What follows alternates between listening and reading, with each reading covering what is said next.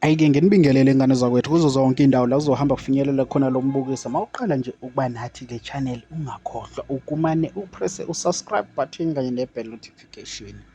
Akasekho emhlabeni uZahara obulelwa isihlabane kwezomculo ozakhele igama eminyakeni eminingi eyedlule, lapho efike khona endimeni wasayina ngaphansi kwenkampani i-TS Record engaphansi kwa-DJ Sbu kanye no-TK Ncinza.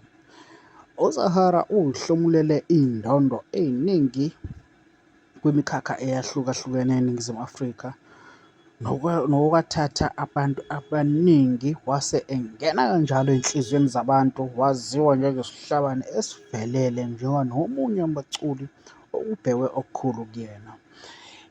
Emasontweni amabili edlule kuye kwaqhamuka iy'ndaba ezithi uZahara akasekho,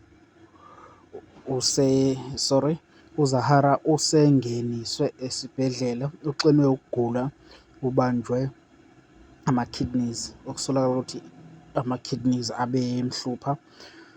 So umndeni uye wanganaba ngama-details amaningi ukuthi kwenzakalani, ubothi sizozwa ngawo siwumphakathi ukuthi kwenzakalani ngempilo yakhe njengoba esesibhedlela.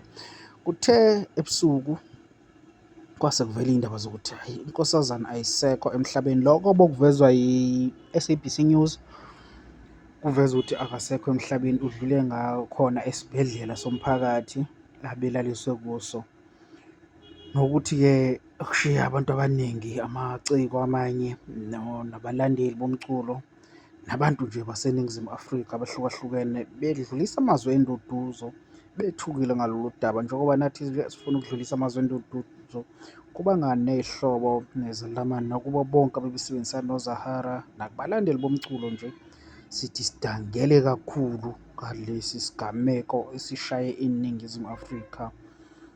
Hheyi, besisalindele okukhulu kule ntokazi, kepha-ke uNkulunkulu ohlelayo, uye ophayo, uye othathayo. Ungakhohlwa uku-subscribe ngane zakwethu, siyabonga.